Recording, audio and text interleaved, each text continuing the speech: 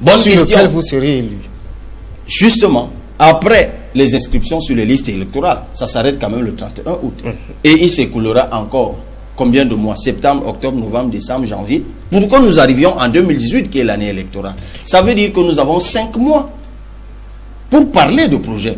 Parce qu'en ce moment-là, des gens sont inscrits. Parce que c'est ceux qui sont inscrits qui comptent.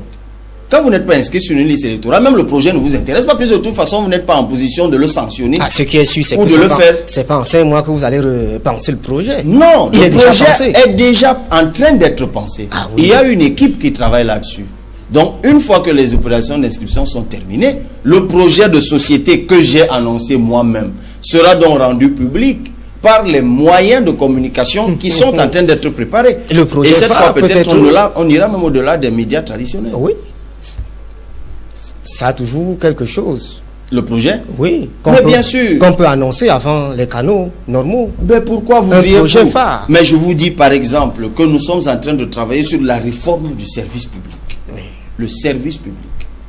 Comment on peut être dans un état où les gens sont allègrement assis dans les bureaux et demandent tous les jours l'augmentation de salaire?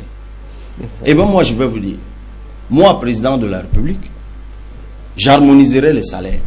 Première chose, parce que je n'arrive pas à comprendre que quelqu'un qui a une licence et qui travaille et qui est professeur de lycée gagne 250 000. Quelqu'un qui a la même licence et parce qu'il travaille à la CNPS gagne 4 fois le salaire du professeur de lycée. Ou à la SNH. Je ne trouve pas ça normal.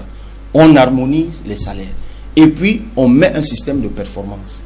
Pour moi, vous pouvez être capable de gagner 2 fois votre salaire par mois si vous atteignez les objectifs de performance qui sont liés à l'assiduité, qui sont liés à la ponctualité, qui sont liés à la satisfaction de l'usager.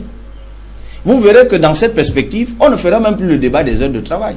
Quelqu'un pourra rester au travail jusqu'à minuit parce qu'il veut atteindre ses objectifs de performance, parce que c'est ça qui lui vaudra l'augmentation de son salaire, et même la corruption va disparaître. Et même les histoires où vous entrez dans un bureau, quelqu'un vous le saluez et vous dit fichez-moi le camp. Parce que de toute façon, il ne redoute rien. Mais si cette personne sait qu'en vous disant fichez-moi le camp, il perd des points dans la dynamique de performance, ou alors il perd, il enregistre le manque à gagner.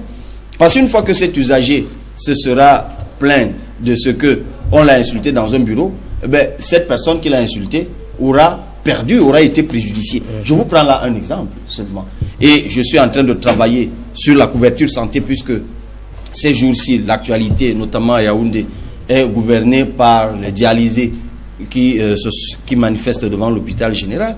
Je suis en train de travailler, si vous voulez, avec le CIMEC, ce syndicat des médecins, oui, et avec d'autres médecins, sur le meilleur système de couverture santé. Moi, je n'arrive toujours pas à comprendre que nous soyons dans un pays où quand vous tombez malade, vous mourrez de stress, non pas de maladie. Parce que vous allez à l'hôpital, si vous n'avez pas le moindre copec, personne ne prend soin de vous. Et allez voir comment les médecins se comportent dans les hôpitaux, mais forcément, ils auront changé de comportement. Parce que j'aurais mis le système de performance. Aucun médecin ne se montrera plus jamais désinvolte dans un hôpital, parce que ça va le préjudicier. Et on va mettre sur pied un système de couverture santé. Pour toutes ces... J'ai juste envie de vous dire que nous n'allons rien, on n'invente pas. Comment on dit l'expression, c'est plus toi, couper le beurre. Je suis en train de vous dire, prenez simplement votre mal en patience. Pour le moment, on en est à l'opération 11 millions d'inscrits. Inscrivez-vous, chers compatriotes, et le moment venu, on engagera le débat de fond, celui de projet de société, offre politique contre offre politique. Moi, j'aurai la mienne, les autres auront les leurs, et vous en jugerez. L'élection, c'est dans 1 an et quelques mois. Vous avez les doutes sur le respect du calendrier électoral? Moi, je ne passe pas mon temps à épiloguer sur ce genre de choses. Plus on renvoie les élections, plus ça